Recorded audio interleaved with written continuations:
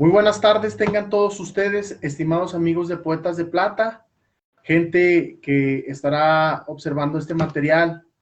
Estamos muy contentos y somos muy agradecidos porque nuestros tiempos y nuestros espacios se pudieron conjuntar para poder realizar esta amena charla, esta mesa virtual, donde vamos a estar comentando sobre autores, grandes autores de literatura universales. Vamos a comentar de algunos personajes que escribieron su nombre con letras de oro en esta área, en la literatura.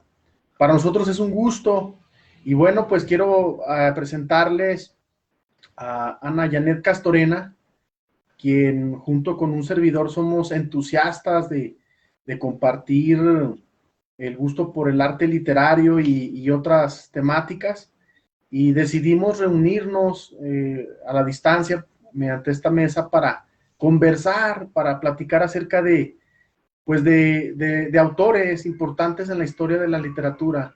Y bueno, Ana, bienvenida, muchas gracias por tu tiempo, por tu espacio. Pues ahora sí que los micrófonos son tuyos, te escuchamos, adelante. Muchas gracias.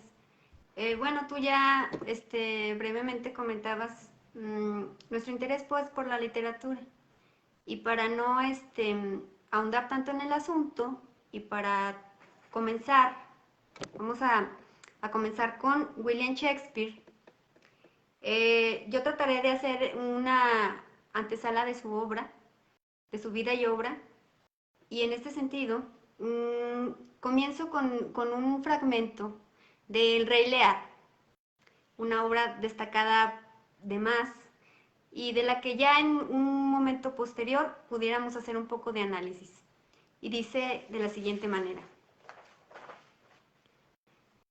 He aquí la excelente estupidez del mundo, que cuando nos hallamos a mal con la fortuna, lo cual acontece con frecuencia por nuestra propia falta, hacemos culpables de nuestras desgracias al sol, a la luna y a las estrellas, como si fuésemos villanos por necesidad, locos por compulsión celeste, pícaros, ladrones y traidores por el predominio de las esferas, beodos, embusteros y adúlteros por la obediencia forzosa al influjo planetario, y como si siempre que somos malvados fuese por empeño de la voluntad divina. Admirable subterfugio del hombre puñatero, cargar a cuenta de un astro su caprina condición. Mi padre se unió con mi madre bajo la cola del dragón y la osa mayor, de lo que se sigue que yo taimado y lujurioso. Va, hubiera sido lo que soy, aunque la estrella más virginal hubiese parpadeado en el firmamento cuando me bastardearon. Este es un fragmento del Rey Lear de Shakespeare. Pues bien, William Shakespeare es considerado uno de los escritores más célebres de la lengua inglesa y junto con Miguel de Cervantes, entre otros, uno de los más grandes de la literatura universal, elogiado, leído y citado durante siglos. Es importante conocer sus orígenes y algunas de sus obras más importantes.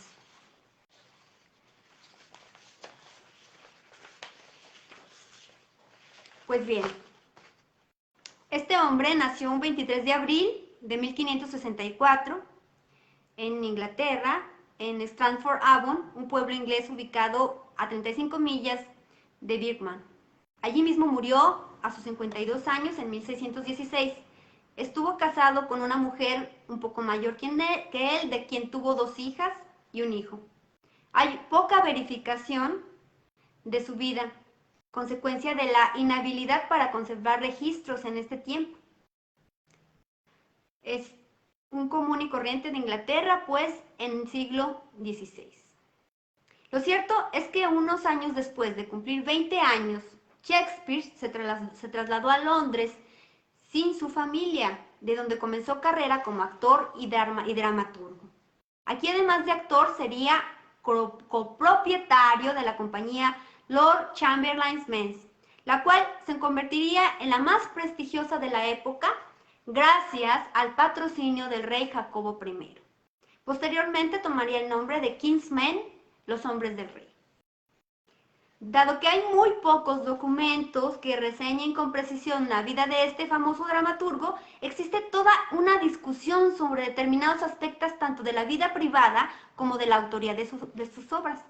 Así se discute si amaba o despreciaba a quien fuera su esposa durante toda su vida adulta y que no hay testimonios fehacientes de que mantuviera con ella una relación verdaderamente entrañable.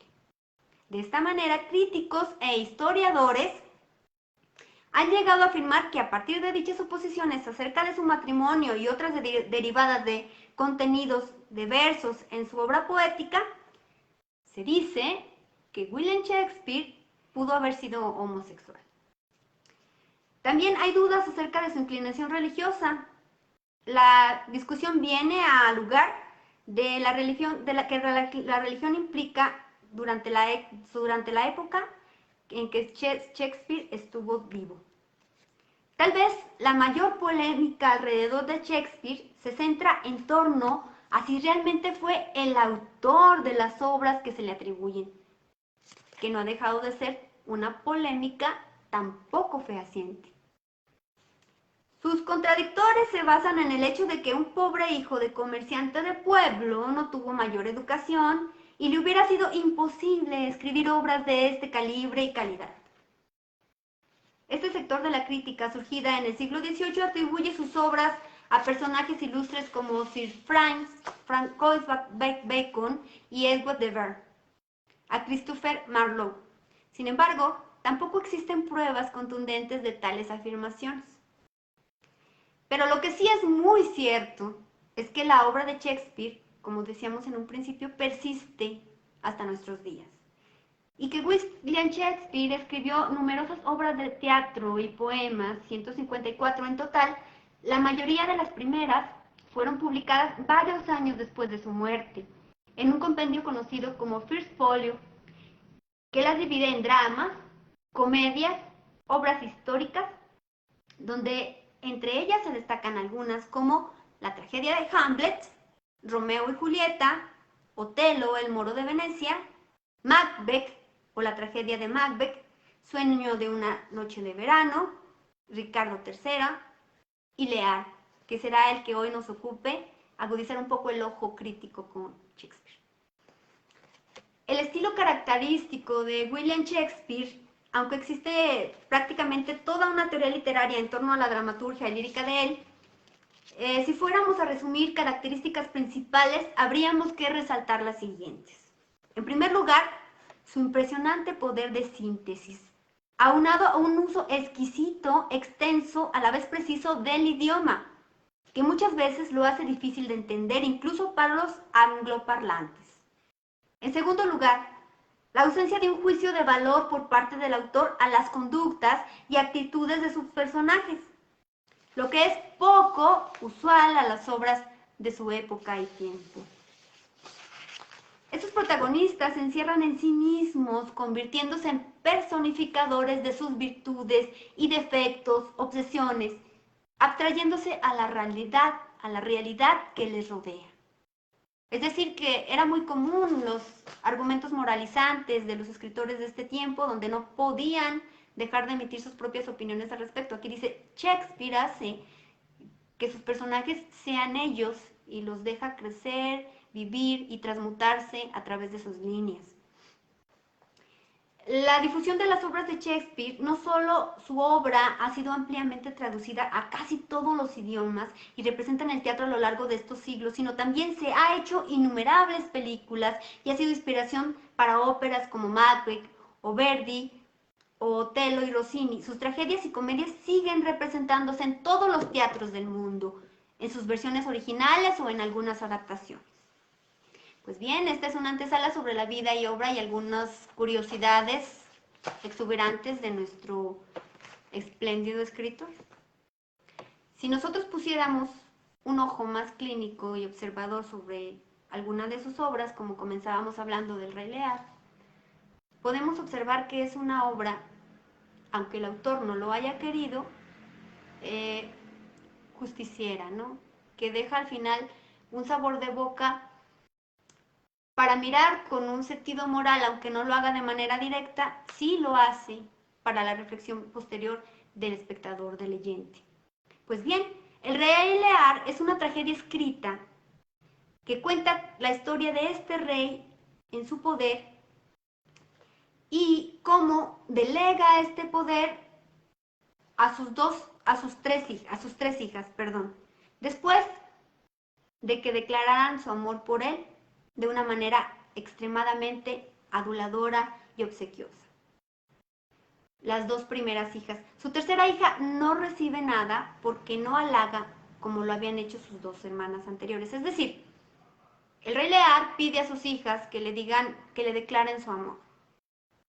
Sin embargo, después de que las dos primeras le adulan de manera sobrecogedora y la última, Cornelia, hace uso de la claridad de su pensamiento y de su sencillez, diciendo que no encuentra palabras para adularle, pero que le ama. Pensemos en una mente un poco quebrada de nuestro monarca, puesto que dota de todas sus propiedades, de todo su imperio, a las dos primeras que le adulan. Y en segundo lugar, deja sin ninguna propiedad a la tercera, a Cornelia. Esta es la parte central de la obra. No hay evidencia directa de que indique que cuando El Rey Lear fue escrita o realizada por primera vez, no hay evidencia directa de que sea escrita por primera vez, pero sí se cree que fue compuesta en algún momento en 1603 a 1606, derivada de la leyenda del gran rey Lear de Bretaña, un rey mitológico celta prerromano. Lear es el anciano rey de Gran Bretaña. Decide renunciar al trono y dividir su reino en partes iguales entre sus tres hijas. Sin embargo, somete a sus hijas a prueba y les pide a cada una que le diga cuánto le ama. Goneril y Regan, las hijas mayores de Lear, le dan a su padre respuestas halagadoras. Pero Cornelia, la hija menor y favorita de Lear, permanece en silencio y dice que no tiene palabras para escribir cuánto ama a su padre. Lear enfurece y rechaza a Cordelia. El rey de Francia, que coteja a Cordelia, dice que todavía quiere casarse con ella incluso sin su tierra, y ella lo acompaña a Francia sin la bendición de su padre. Lear rápidamente se entera de que tomó una mala decisión. Goneril y Regan rápidamente comienzan a socavar la poca autoridad de Lear que aún posee. Incapaz de creer que sus amadas hijas lo estén traicionando, Lear lentamente se vuelve loco. Huye de la casa de sus hijas para deambular durante la gran tormenta acompañada por su loco y por Kent, un noble disfrazado. Es una sinopsis breve, ¿no? Porque ocurren más personajes y otros sucesos también trascendentales. Pero vamos a decir algunos aspectos importantes sobre esta tragedia. Un aspecto del Rey Lear que la convierte en una tragedia inusual es que Lear ciertamente es una figura trágica. Es un protagonista relativamente benigno que se da cuenta de sus errores y se arrepiente de ellos. A pesar de los momentos de claridad de Lear, la obra se mueve inevitablemente hacia una conclusión trágica que, a diferencia de otras tragedias, no se siente muy catártica. La catarsis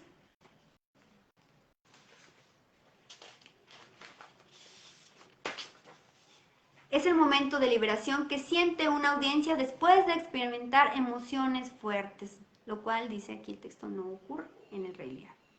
El Rey Lear, sin duda, involucra las emociones a la audiencia, pero mientras que más las expectativas catárticas conducen a un sentimiento de renovación, la obra de Shakespeare no lo hace. El castigo en la obra a menudo supera el crimen, al dejar a la audiencia profundamente triste y prácticamente sin esperanza. El Rey Lear se encuentra entre las tragedias más sobrias de Shakespeare.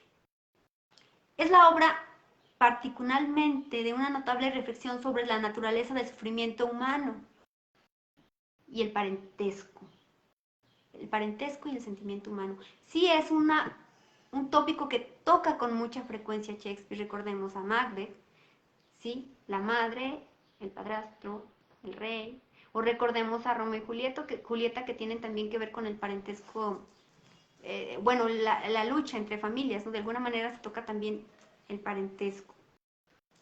Pues bien, el Rey Lear compite con una sensación de tragedia que no termina hasta la consecución de los fines de la obra.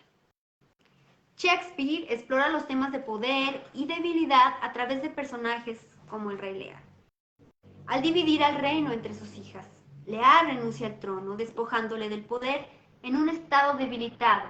Se vuelve casi infantil nuestro rey, confiando a sus hijas no confiables para obtener refugio y apoyo emocional.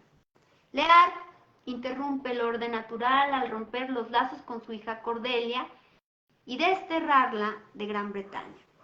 Este acto antinatural de padre que abandona a su hija refleja la interrupción del orden político al abdicar su trono prematuramente.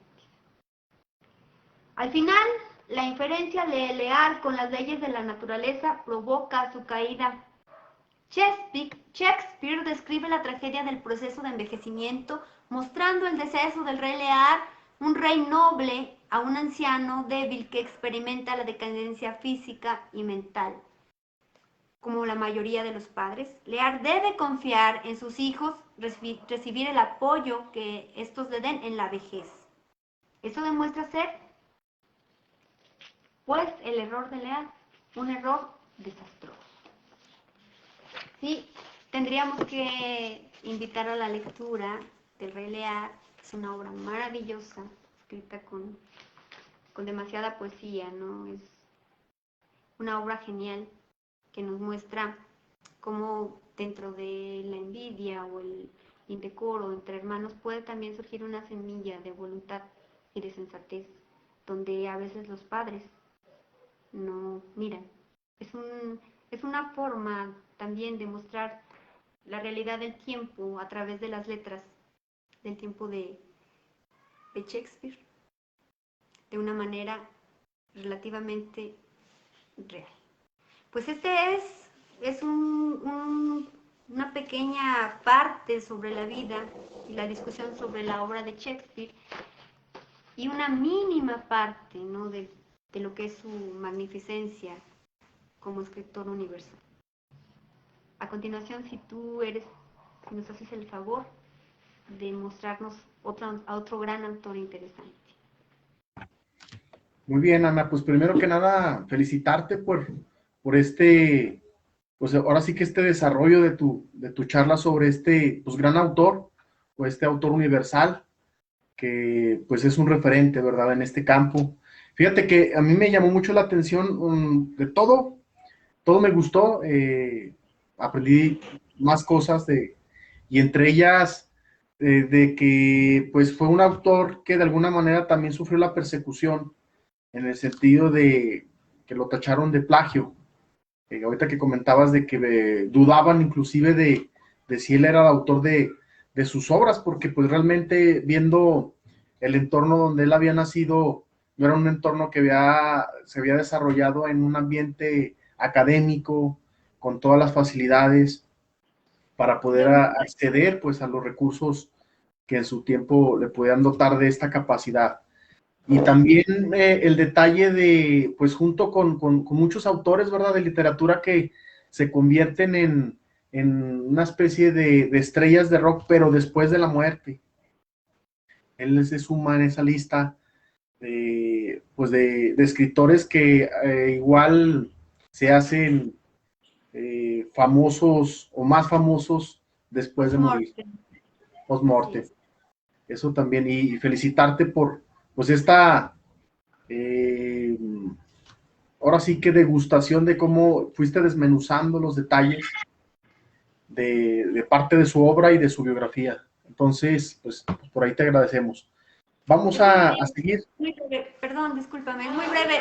Hay mucho que ver de Shakespeare y sus obras, pero yo tuve al alcance al Rey Lear, porque aparte me encanta. Bien. Excelente.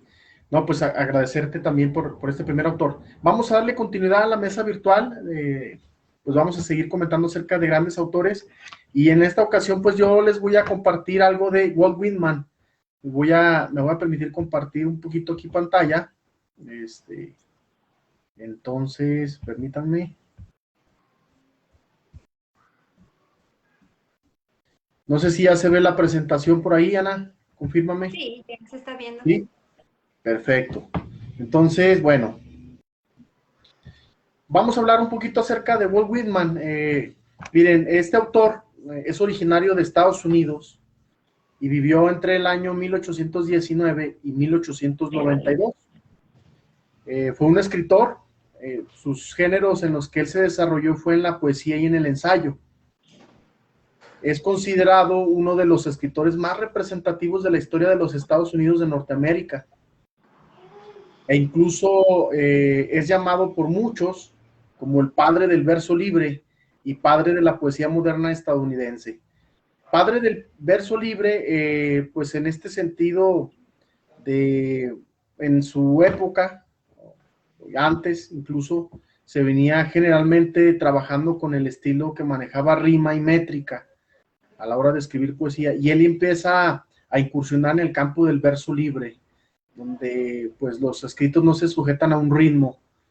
Por eso es conocido como el padre del verso libre. También se comenta que pues de alguna manera funge como, digamos, o inspira a diferentes autores contemporáneos, o sea, muchos autores como Gabriel García Márquez, como Pablo Neruda, estuvieron y admiraron la obra y el trabajo de Walt Whitman.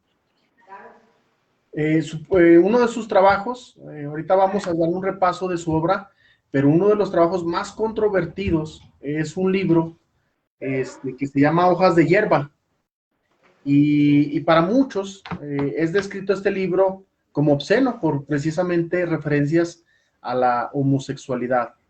Se dice que pues este escritor, este poeta, era homosexual, y en ese sentido pues sabemos lo que como nos caracteriza como seres humanos a lo largo de la historia, pues siempre ha habido también rechazo, ¿verdad?, por ciertos sectores de la sociedad. Pero miren, vamos a darle una ojeada a su obra. Me voy a permitir leerla de manera rápida. En 1842 escribe Franklin Evans, y luego La vida y aventuras de Jack Engel, en 1852, Hojas de Hierba, que es una de las obras más controvertidas, pues fueron diferentes ediciones, desde 1855 a 1892. Manly Hell and Training en 1858, Drum Taps en 1865, Vistas Democráticas en 1871, Memorándum durante la guerra, 1876, Días de muestras, 1882, y O Capitan, My Capitan, también prácticamente, pues al final, ¿va?, de su vida. Esta es parte de la obra. Y bueno, aquí yo traigo un poema de Walt Whitman. Bueno, de hecho traigo tres, pero vamos a leer algunos fragmentos de los poemas pues de este gran escritor, referente en la literatura de los Estados Unidos, y no solo eso, yo considero que referente a nivel mundial también. Este poema se intitula O Capitan, My Capitan, inclusive una de estas frases pues fueron las que se manejaron en una película que por ahí hicieron en Estados Unidos, que se llama La Sociedad de los Poetas Muertos. Y voy a leer unos fragmentos de este poema, y luego ya les voy a explicar cuál es en quién se inspiró, o en quién se rumora que se inspiró Walt Whitman, o a quién le dedica este poema. Dice así: O Capitán, my Capitán, nuestro azaroso viaje ha terminado, el barco capeó los temporales, el premio que buscamos se ha ganado, cerca está el puerto, ya oigo las campanas, todo el mundo se muestra alborozado, la firme quilla siguen con sus ojos, el adusto velero tan audaz, pero oh corazón, corazón, corazón, oh, se derraman gotas rojas en la cubierta donde yace mi capitán, caído, frío y muerto. Oh capitán, my capitán, levántate y escucha las campanas. Levántate, por ti la enseñanza ondea, por ti suena el clarín, por ti son las guirnaldas y festones, por ti se apiñan gentes en la orilla, por ti claman la inquieta. Escucha, capitán, querido padre, te pongo el brazo bajo la cabeza, un sueño debe ser que en la cubierta haya caído frío y muerto. Pues esta es una de las muestras poéticas de este escritor. Este poema en particular se dice que se lo escribió Abraham Lincoln, a uno de los presidentes de Estados Unidos, después de que lo asesinaron.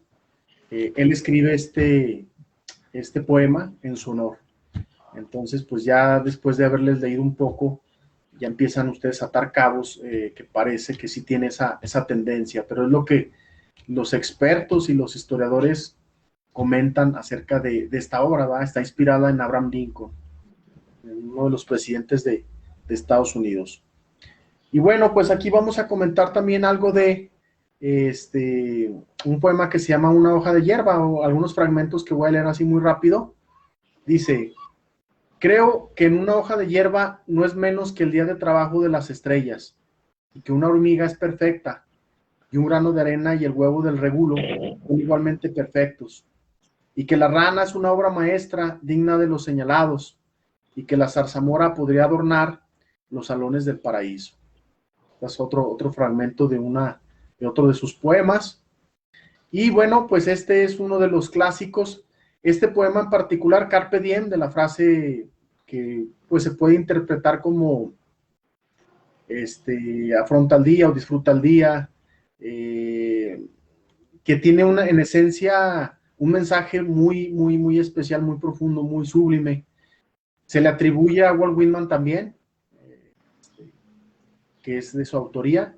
Y así dentro de los versos que parecen, como bien lo dice por ahí, ser alaridos que retumban en los tejados del mundo, dice: no dejes de que termine sin haber crecido un poco, sin haber sido un poco más feliz, sin haber alimentado tus sueños.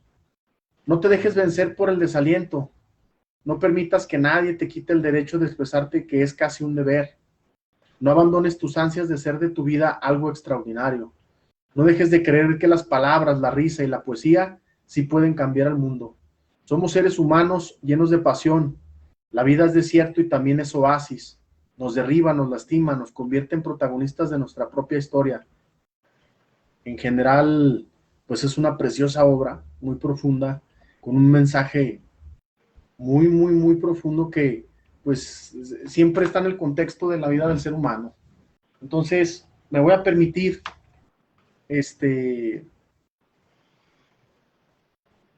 pasarle el micrófono ahora a Ana para que continúe con esta charla. Ana, no sé, algo que quieras comentar acerca de lo de Walt Whitman. Adelante. Desde luego que tuvieron que haber históricamente muchos precursores de la motivación, del mejor vivir de la conducta humana. Pero a través de las líneas que acabas tú de expresarnos, podemos sentir que tenía la intención de formar una mentalidad más susceptible a la vida plácida, ¿no? A lo mejor a encontrar las mejores sensaciones que puedan tocarse en los espacios vívidos. Eso es altamente valorable y lo encontramos hoy en día, lo encontramos como como un elemento muy frecuente en las redes sociales ante tanta desmotivación, ¿sí? Somos seres muy ensimismados, seres a veces carentes de un sentido y una luz que nos encamine, ¿no? La poesía y la obra de Whitman pudiera ser una luz de su tiempo en estas formas literarias. Sí. Así es. Adelante, Ana, nos ibas a comentar acerca de Cervantes de Saavedra, me Sí, parece, claro. ¿verdad? Adelante. Claro que sí. Además de mantenerse vigente entre los lectores, el ingenioso hidalgo, Don Quijote de la Mancha, ha traspasado el ámbito literario para volverse parte del imaginario colectivo. No por nada es la obra más traducida y publicada después de la Biblia. ¿Qué quiere decir eso de que forma parte del imaginario colectivo? ¿Sí? ¿Quién no tiene ya el referente o el icono de un Cervantes en la mente, aunque a veces no conozca la obra? O sin conocerla a la perfección, tenemos una vaga idea a veces del contenido mismo. Entonces sería importante hacer un pequeñito, muy pequeñito aporte sobre esta magna obra de la literatura universal. Voy a comenzar, como para dar un poco de interés en esta síntesis, con algunas frases importantes que podemos rescatar si leyéramos al ingenioso Hidalgo. Alguna vez una maestra nos dijo que para un colectivo que no está acostumbrado a las letras arcaicas, es difícil desmenuzarla. Sin embargo, podemos pensar en leer tal vez alguna adaptación de la obra breve que nos prenda la intención de conocer un poco más o de por qué es tan importante, por qué resuena en tantas partes del mundo, por qué ha trascendido el tiempo, que nos quede ese pequeño gusanito, esa pequeña duda por resolver. Podemos partir de lo más simple para tener una base y poder intentar conocer ya la obra. Es una obra muy, muy densa, tal vez no densa, es una obra muy grande, ¿sí? Tanto en amplitud de contenido como en lo formidable en la manera en la que está escrita, ¿no? Pero bien, voy a comenzar entonces con algunas frases que se pueden recoger. La ingratitud es hija de la soberbia. Oh memoria enemiga mortal de mi descanso. Come poco y cena menos, que la salud de todo el cuerpo se fragua en la oficina del estómago. Esta que llaman por ahí Fortuna es una mujer borracha y antojadiza y sobre todo ciega. Y así no ve lo que hace ni sabe a quién derriba. La virtud más perseguida de los males que aman a los buenos. Confía en el tiempo que suele dar dulces salidas a muchas amargas dificultades. El año que es abundante de poesía suele serlo de hambre. Las tristezas no se hicieron para las bestias, sino para los hombres. Pero si los hombres las sienten demasiado, se vuelven bestias. La pluma es lengua del alma, cuales fuesen los conceptos que en ella engendraron, tales serán sus escritos. Si acaso doblares la vara de la justicia, no sea con el peso de la dádiva, sino con el de la misericordia. No huye el que se retira. Casamiento de parientes tiene 1000 inconvenientes. Venturoso aquel a quien el cielo dio un pedazo de pan, sin que le quede obligación de agradecérselo a otro que al mismo cielo. Por la libertad, así como por la honra, se puede y se debe aventurar la vida. Cada uno es como Dios le hizo, y aún peor, muchas veces. ¿No sabes tú que no es valentía la temeridad? El que lee mucho y anda mucho, ve mucho y sabe mucho. No desees y serás el hombre más rico del mundo. El sueño es alivio de los miserables para que los que sufren estén despiertos. Señor, una golondrina no hace verano. Siempre deja la aventura una puerta abierta en las desdichas para dar remedio a ellas. Esas son unas frases que pueden estar contenidas en el ingenioso Hidalgo, Don Quijote de la Mancha. Pues bien, tendremos que adentrarnos ahora en la obra, ¿no? Y entre las muchas interpretaciones que del Quijote se han hecho, nos identificamos con aquellas que han entendido que la imperecedera obra es un canto a la justicia y a la libertad. En efecto, pensamos que Cervantes plasmó en ella un anhelo de libertad y de justicia, el de la libertad de esa sentenciosa y sublime manera. Cito: la libertad, Sancho, es uno de los más preciosos dones que a los hombres dieron los cielos. Con ella no pueden igualarse los tesoros que esconde la tierra ni el mar encubre. Por la libertad, así como por la honra, se puede y se debe aventurar la vida. Y por el contrario, el cautiverio es mayor mal que puede venir a los hombres. En cuanto al de la justicia, todo un ideal de la misma recorre como idea matriz las páginas de la magna obra a través de las opiniones, consejos, comentarios y sentencias de sus personajes. Sobre todo, en el momento en el capítulo 18 de su segunda parte, no se conoce que Cervantes tuviese estudios académicos de derecho alguno, pero sí un extenso y profundo conocimiento sobre la libertad. Se piensa incluso que esta afición suya al derecho probablemente sea a raíz de su parentesco con su abuelo. Sea como fuera, Cervantes, fruto de su autodidactismo jurídico, su humanismo ilustrado y el ferviente deseo de un mundo mejor, encarece el citado capítulo 16 de la serie de Valores Universales, piedras angulares de la justicia, tanto como la imparcialidad, la libertad, la independencia para juzgar y la equidad. Y ello a través de los consejos que su heroico caballero Don Quijote da a su escudero Sancho cuando es nombrado gobernador de la ínsula Barataria, acerca de cómo debería conducirse a la hora de juzgar. Valores estos de siempre que deben conformar toda práctica de una justicia que se precie de brillar por su equidad. Una justicia, en definitiva, garante de los derechos fundamentales de los ciudadanos, no solo en su formulación, sino también en su aplicación. Utópica en su momento, pero 400 años después goza junto a la libertad y la igualdad la consideración de ser uno de los pilares básicos de muchos ordenamientos jurídicos, incluyendo el de España. Bien, un libro inmortal y formidable. Ese es un asunto que nos hace una referencia, pues, a el aporte en cuanto a la justicia y la moral que tiene este libro del que hoy estamos haciendo análisis. Pero podremos adentrarnos también si empezamos a hablar un poco sobre la vida de este magno escritor.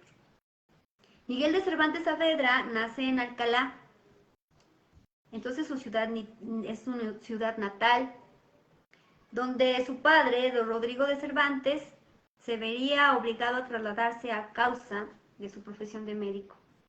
En 1566 lo encontramos ya instalado con su familia en la capital de España, donde asiste a clases de gramática y humanística con Juan López de Hoyos.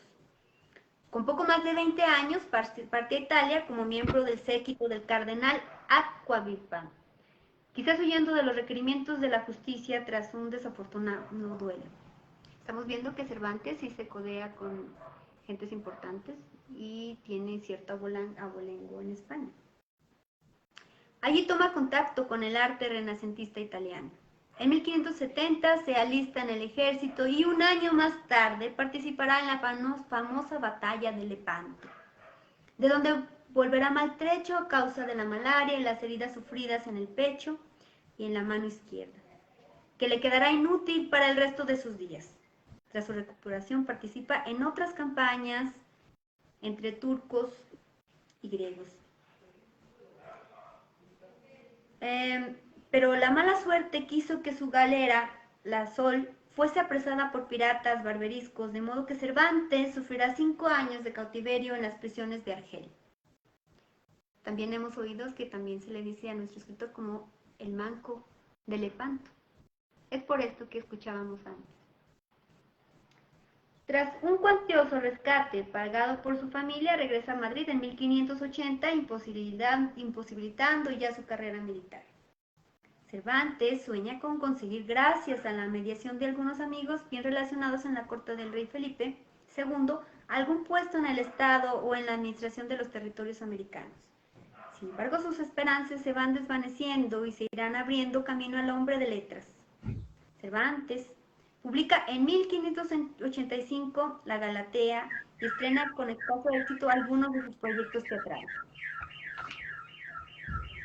Se casa con Catalina Salazar a los 19 años más joven que él y después se traslada hacia Sevilla donde consigue ser nombrado comisario real de abastos. Recauda víveres y abastecimientos para una armada invencible. Residirá alternativamente en Toledo, Madrid y Valladolid en 1604 y pone en este mismo tiempo punto final a su primera parte de la obra del Quijote, que se publicará en 1605. Cervantes inicia un decenio de producción febril, que le llevará a crear la mayor parte de sus obras, entre ellos los trabajos de Pérsiles y Sigismunda, novelas ejemplares, comedias y entremeses, y la segunda parte del Quijote, así como a disfrutar de un cierto reconocimiento literario, no exento sin embargo de estrecheces económicas, a las que quizás la posteridad deba dar las gracias por servir como acicate para el genial escritor. Cervantes muere el 23 de abril de 1616 en Madrid y fue enterrado en un convento de monjas trinitarias. El propio Miguel de Cervantes nos legó, con el prólogo de las novelas ejemplares, un curioso autorretrato que me encanta. Es un autorretrato que él describe. Este que veis aquí, de rostro aguileño, de cabello castaño, frente lisa y desembarazada, de alegres ojos y nariz corva, aunque bien proporcionada, las barbas de plata, que no ha de 20 años que fueron de oro, los bigotes grandes, la boca pequeña, los dientes ni menudos ni crecidos, porque no tiene sino 6, y esos mal acondicionados y peor puestos, porque no tienen correspondencia los unos con los otros. El cuerpo entre dos extremos, ni grande ni pequeño. La color viva antes blanca que morena, algo cargado de espaldas y no muy ligero de pies. Esto digo que es el rostro del autor de La Galatea y de Don Quijote de la Mancha. Aquí no lo describe. Tendríamos que luego hacer un análisis pasito a pasito para ver cómo nos dice que es. Aquí solamente hacemos elocuencia de su manera de expresarse de sí mismo. Bien, la obra de Cervantes abarca el cultivo de 3 principales géneros: la poesía, el teatro y la narrativa. En este último es con el que obtiene mayor éxito y al que dedicaremos un poco más de atención. La poesía de Miguel de Cervantes no es reconocida ni en su tiempo ni en su momento, para tristeza de nuestro autor. Escribe en El viaje del Parnaso: yo que siempre trabajo y me desvelo, por parecer que tengo de poeta la gracia que no quiso darme el cielo. Sin embargo, Cervantes fue un más que notable poeta, cuya obra ha aparecido a través de publicaciones dispersas e intercaladas en sus obras teatrales y narrativas. Su volumen poético más relevante está formado por sus obras, por El viaje del Parnaso. Para hablar del teatro de Miguel de Cervantes, diremos sobre sus primeras comedias: El teatro de Alger y la Numancia, que pertenecen a una primera época.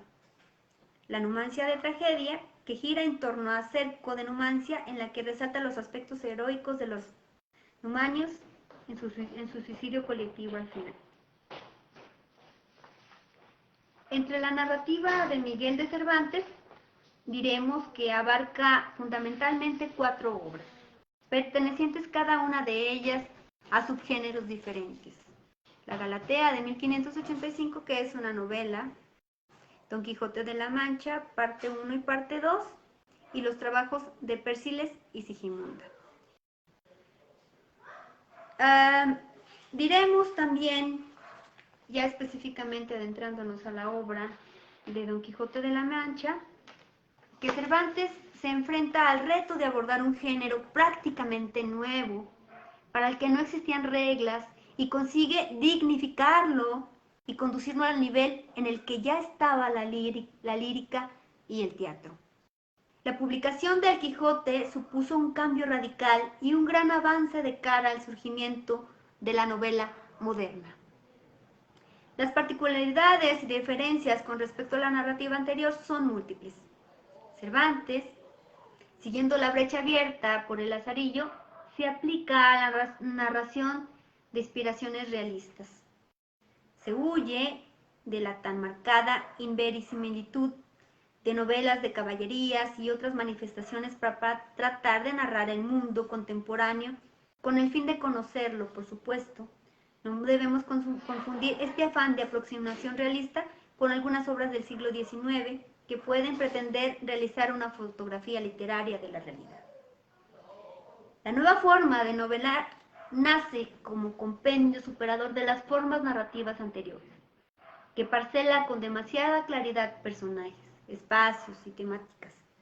Se apostará por una fórmula acabadora de origen a la libertad de la que siempre gozará este género. Los personajes experimentan un proceso de cambio y formación que hace diferir del molde de los capítulos iniciales. Lo interesante ya no es tanto de cómo son los personajes, sino el cómo se van haciendo. El entretenimiento no consiste únicamente en la más o menos fantástica aventura, sino en la reacción y el comportamiento posterior de los personajes. En este sentido es capital la importancia del diálogo cervantino, por medio del cual los personajes se van construyendo a sí mismos, sin que el narrador lo infiera. Por otro lado, insiste Cervantes, junto a la picaresca o a la celestina, en la creación de caracteres cercanos, exentos de la heroicidad y desmesura con que pretende admirar el lector a la novela caballeresca. La relevancia del orden en los episodios es tal que la mayor parte de los sucesos narrados tienen su función dentro del armazón y estructura del conjunto. La polifonía es formal y plural al interpretar y construir la realidad. Los trasvases y juegos entre ficción y realidad, piénsese como veremos en el diálogo de Avendaña, son un auto propio de la narración. El decoro de sus criaturas, que no han de actuar, ni hablar, ni pensar como su escritor, ni como exigían los tópicos de la literatura de la época. Cervantes deja que cada personaje hable y utilice la lengua como le corresponde. La obra más universal de la literatura española se publicó en dos partes. La primera, que tuvo mucho éxito y cuyas ediciones y traducciones se sucedieron en el mismo siglo XVII, en 1605, y la segunda en 1615. La primera recibe el título de la ingenioso hidalgo Don Quijote de la Mancha, y la segunda sufre una ligera variación. Segunda parte del ingenioso caballero de Don Quijote de la Mancha. Ambas fueron editadas en Madrid por el librero Juan de la Cuesta. En el entremés de los romances, en que la intención primordial de Cervantes parece ser la realización de una parodia de la novela de caballerías, para poner en aborrecimiento de los hombres las fingidas y disparatadas historias de los libros de caballerías, que por las de Mil Verdadero, Don Quijote van ya tropezando y han de caer del todo, sin duda alguna. Entorno completamente realista.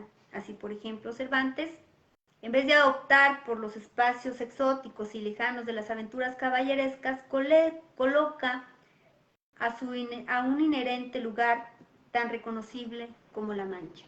En vez de aventuras fantásticas, plagadas de gigantes, encantadores y castillos, nos enfrentamos con sucesos y actos de la vida cotidiana. En vez de la dama, hija de rey, que se enamora perdidamente del caballero, Dulcinea es una tosca labradora de pelo en pecho, producto imaginario de Don Quijote, que no la ha visto más que un par de veces. Sin embargo, el proyecto de Cervantes supera con creces esa inicial meta paródica. Don Quijote de la Mancha no es una simple obra cómico-burlesca, sino va mucho más allá en sus posibilidades de significación.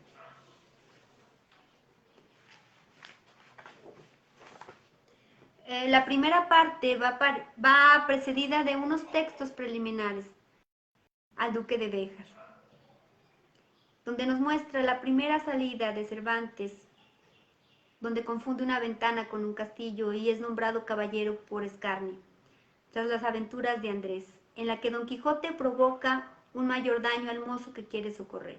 Vuelve a casa con su vecino suyo y el cura y el barbero queman los libros que consideran causantes de su locura. La segunda salida la constituyen algunos capítulos con Sancho, su escudero, que lo acompaña con la esperanza de obtener una ínsula. A partir de aquí el diálogo entre caballero y escudero marcan la obra. Pasan por una serie de aventuras y llegan a Sierra Morena para que Don Quijote haga penitencia.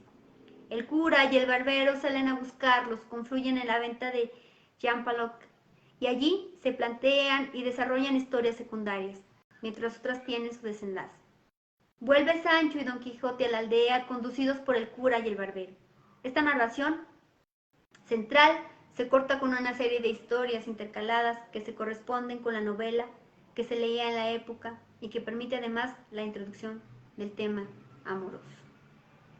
Es aquí donde Sancho y Don Quijote tienen sus primeras aventuras y que gracias a la locura de la que se vuelve famoso Don Quijote es encerrado con sus libros y después obligado a quemarlos, tristemente. La segunda parte se inicia en su casa y en ella transcurren algunos capítulos importantes donde los personajes saben que se ha publicado la primera parte. Aparece el bachiller Sansón Carrasco, lector y admirador de la misma, y la tercera salida donde Don Quijote va hacia el Toboso a rendir pleitesía a Dulcinea. Tras una serie de aventuras, llegan a tierras de Aragón, a casa de los duques que les preparan toda una imaginería caballeresca, que les inventan el mismo asunto que trae Don Quijote en su cabeza. Y dentro de ella, Sancho es gobernador de una ínsula barataria. Nosotros leíamos por aquí en alguna parte que habla de que Don Quijote es el consejero de Sancho para que tomara las mejores decisiones. Pues también hace referencia a esto. En fin, pudiéramos adentrarnos tal vez un poco más en la obra de Don Quijote y hay mucho que estudiar y mucho que decir, pero vamos a cerrar estas pequeñas partes fragmentadas de análisis literario hablando sobre su significación, que lo habíamos hecho también en un principio cuando hablábamos sobre la justicia que nos proyecta, ¿no? El carácter moralizante. Pero digamos lo siguiente. Por fin, para calibrar el significado del Quijote hay que tener en cuenta diversos aspectos. Aunque en 1600 no existía conciencia de realismo, el Quijote consigue dar impresión de realidad, mediante la aparición de lo cotidiano y de las necesidades corporales propias de los seres humanos. Los caballeros no dormían, ni comían, ni pagaban. Mediante el diálogo entre Quijote y Sancho, que opone puntos de vista cada vez más cercanos, y mediante la contraposición del mundo real de estos personajes al que los libros de caballerías o al de las historias secundarias. Es distinto este héroe, este es un fenómeno totalmente lejos de lo que se conocía de los caballeros andantes, y es por eso que lo hace, para aborrecer ese fanatismo que existía en su época por esa casi única manera, bueno, una de las formas literarias al alcance de algunas partes de la población. Por otro lado, los héroes cervantinos permiten el relativismo. Los personajes son libres para buscar su verdad y tienen dobleces. Su vida depende de sus propios intereses y no de los valores que les vienen impuestos. Se define la coexistencia de puntos de vista distintos, de formas diferentes de ver la realidad y construir la verdad. El humor como parodia, como forma de interpretar el mundo y de caracterizar a los seres humanos, será también importante a la hora de entender al Quijote, sin olvidar otras interpretaciones que inciden en la existencia como juego, en la defensa de un cierto idealismo, otra vez. Pues aquí está lo que decíamos al principio, ¿no? Lo retomamos hasta el final, como la muestra de un precursor de la libertad para trasladarlo a nuestro siglo. Esta es la interpretación y el análisis de una breve parte de la obra de Don Quijote. extraordinario análisis que hace sobre Cervantes y su obra, El Quijote. Yo en lo particular tengo una anécdota que contar, así muy rápida, sobre El Quijote. En la secundaria número 2, Lázaro Cárdenas del Río, tuve maestros que nos pusieron a estudiar esta obra por capítulo. Le dimos un estudio muy profundo, sí abarcamos bastantes lecciones, bastantes capítulos de esta obra. Todavía gracias a ello recuerdo nombres de los personajes y el contexto. Por ejemplo, me acuerdo que el caballo creo que se llamaba Rocinante. La gran amada pues era Dulcinea de Toboso y en fin, muy grata experiencia. Y bueno, pues como tú dices, después de la Biblia es considerada una de las obras más impresas y ícono, yo creo que de la literatura universal también esta obra, traducida pues prácticamente a todos los idiomas. Cervantes, contemporáneo de Shakespeare, Ana. Shakespeare es como del 16 y cacho, y este señor es como de 1500, algo así, 1547. ¿Sí? Nace en 1547. Ok, muy bien. Bueno, pues ya nada más para cerrar esta mesa virtual, déjame comentarles, compartirles, si me permites, Ana, estimado público, ya nada más 2 autores, vamos a cerrar con Octavio Paz y con Edgar Allan Poe. Vamos a tratar de ser lo más conciso posible sobre su obra, platicar un poquito para no extender tanto esta mesa. Agradezco, ya tenemos, han estado conectándose tanto en directo como a la sala. En estos momentos está conectado a la sala mi hermano Omar Camacho, quien ya conoces por ahí, que estuvimos por ahí en el evento de arte, de exposición urbana. Y aquí en los comentarios en directo nos dejan algunas personas que se han conectado. Ahorita en directo nos están viendo 2 y estamos 3 en la sala, entonces, y se han conectado de repente o paulatinamente 2, 3 personas más. Omar Camacho nos dice: saludos y felicidades a ambos por compartir la cultura y la grata poesía, así como la literatura. Mi admiración, saludos de parte de Omar Camacho. Marlia Viña nos dice: felicidades, gracias por compartir la poesía y cultivar la cultura del buen leer. Saludos cordiales. También aquí en el chat de la sala nos dice Omar: felicidades a ambos y gracias por compartir a tan importantes poetas y literatos. Eso es lo que se está manifestando en el transcurso de... Y bueno, pues voy a cerrar, Ana, si me permites, ya nada más con estos 2 últimos autores para cerrar nuestra mesa virtual. Confírmame si ya se ve la pantalla con el autor. Ya, sí. Perfecto. Bien, voy a hablarles acerca de Octavio Paz. Miren, pues es un referente de la literatura latinoamericana. Tenemos la suerte de que es nacido aquí en nuestro país, en México.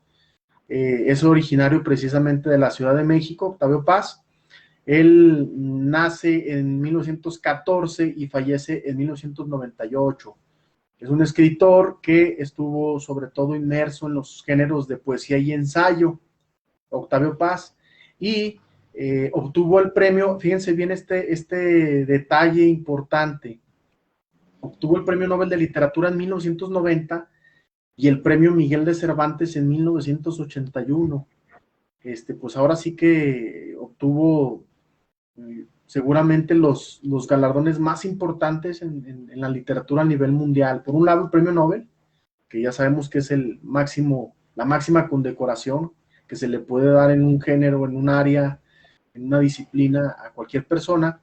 Y también el premio Miguel de Cervantes, que se celebra en España y lo otorga una asociación bien organizada, precisamente apremiando la trayectoria, el legado de literario de las personas a nivel mundial. Entonces obtuvo estos dos premios. También un dato curioso que quiero comentarles acerca de Octavio Paz.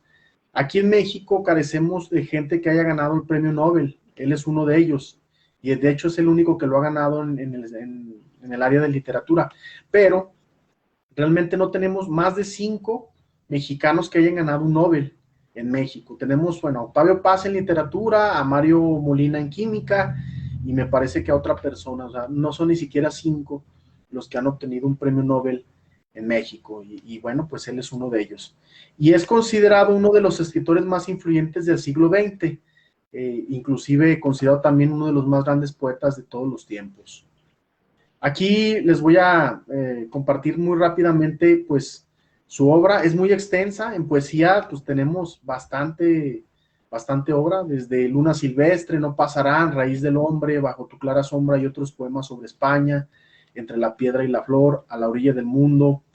Nos vamos hasta 1990, Figuras y figuraciones, 1990, Obra poética, 1987, Árbol adentro. O sea, estamos hablando de un escritor muy prolífico.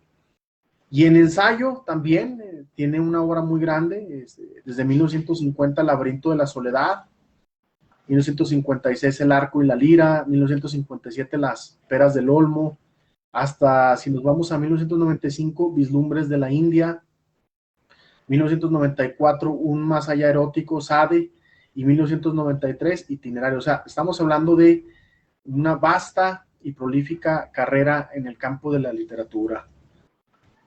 Quiero compartir, me permito, si me hacen favor de escucharme, pues compartir algo de sus escritos, pequeños fragmentos de sus poemas. Aquí tenemos un poema titulado La calle, que dice así: es una calle larga y silenciosa, ando en tinieblas y tropiezo y caigo, y me levanto y piso con pies ciegos, las piedras mudas y las hojas secas, y alguien detrás de mí también las pisa. Si me detengo, se detiene, si corro, corre, vuelvo el rostro, nadie. Todo está oscuro y sin salida, y doy vueltas en esquinas que dan siempre a la calle, donde nadie me espera ni me sigue, donde yo sigo a un hombre que tropieza y se levanta y dice al verme, nadie. Muy profundo el poema. También, bueno, voy a compartirles, hay otro poema que se llama Silencio, y las palabras, voy a leer algo del silencio, ¿sí? Así como del fondo de la música brota una nota que mientras vibra crece y se adelgaza hasta que en otra música enmudece, brota del fondo del silencio otro silencio, aguda torre espada, y sube y crece y nos suspende, y mientras sube caen recuerdos, esperanzas, las pequeñas mentiras y las grandes, y queremos gritar, y en la garganta se desvanece el grito, desembocamos al silencio, en donde los silencios enmudecen. Pues en fin, eso es un orgullo para nuestro país, para México. Octavio Paz, un representante digno de las letras, prolífico, que incursionó en poesía y en ensayo. Pues ahora sí que obtuvo todos los premios o las condecoraciones más grandes a nivel mundial. Y ahora vamos para cerrar ya esta mesa virtual de lectura, hablar acerca de Edgar Allan Poe. Pues es originario de Estados Unidos, nació en 1809 y fallece en 1849. Estamos hablando que vivió nada más 40 años. Es una corta vida de este escritor. Y bueno, pues aparte de escritor fue periodista. Como escritor incursionó en la poesía, en el cuento, en la novela y el relato. De hecho, a él se le considera el inventor del relato detectivesco, y también muchos lo mencionan como el maestro universal del relato corto, Edgar Allan Poe. Es recordado sobre todo por sus cuentos de terror, que muchos de ellos incluso han sido llevados al cine, a sus películas. A películas precisamente han sido llevados estos cuentos de terror. Su trabajo también figuró en el campo de la ciencia ficción, que para su época era un género emergente. O sea que él incursiona también en el género de la ciencia ficción, que para los años en los que él le tocó vivir, pues este género apenas emergía, apenas comenzaba a manifestarse. Y bueno, ¿cómo inicia su carrera literaria? Con un libro titulado Tamerlane y otros poemas, y esto en 1827, o sea, cuando tenía 18 años, pues ya estaba presentando este libro, Edgar Allan Poe. Y bueno, pues aquí está parte de su obra. Miren, en cuentos, pues tenemos también, es un escritor muy prolífico, tiene bastante material, bastantes aportes. Por mencionar algunos, tenemos al manuscrito hallado en una botella, El Rey Peste, Berenice, La caída de la casa Usher, que es precisamente, las puse en color negro en las letras para remarcar que estos cuentos han sido llevados al cine. El Gato Negro, El demonio de la perversidad, El entierro prematuro, La carta robada, El barril del amontillado, Pop Frog, etcétera, ¿no? En poesía, pues vean, nada más, también es una obra bastante prolífica, adaptada desde Tamerlane, que fue su primer libro, Sueños, Espíritu de los Muertos, Estrellas del Anochecer, hasta, estamos hablando de los últimos que fueron Annabel Lee, Un sueño en un sueño, Las campanas y A mi madre. En novela incursiona en el libro de la narración de Arthur Gordon Pym, en 1838, y en ensayo y crítica, pues, filosofía de la composición y la filosofía de el principio poético, Eureka, Charles Dickens, y hasta estamos hablando de Marginalia, de 1844 a 1849. Voy a compartirles nada más un poema, leerlos así muy rápidamente, de Edgar Allan Poe, que se llama Lucero de la tarde. Es una traducción, bueno, una adaptación de su obra. Fue a mediados de verano y mitad de la noche, los astros en sus órbitas pálidos brillaban a través de la luz más fulgente de la luna, en medio de planetas sus esclavos. Alta en el cielo, su luz sobre las olas. Contemplé un rato su fría sonrisa, harto fría para mí, como un sudario paso, una nube aborregada, y me volví hacia ti, orgulloso lucero de la tarde, en tu gloria lejana. Y más precioso tu brillar será, pues dicha para mi corazón es el orgulloso papel que representas en el cielo nocturno, y más admiro tu fuego remoto que esa luz más fría e inferior.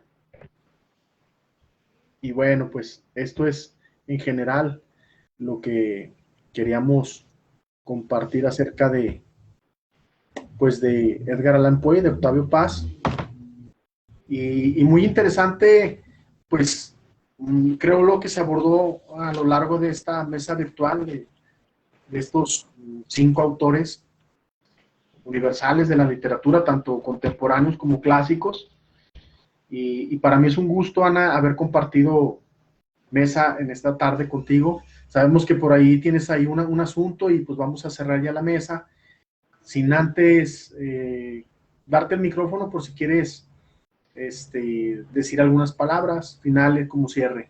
Muchas gracias por acompañarnos. Sí, muchas gracias. Pues esta tarde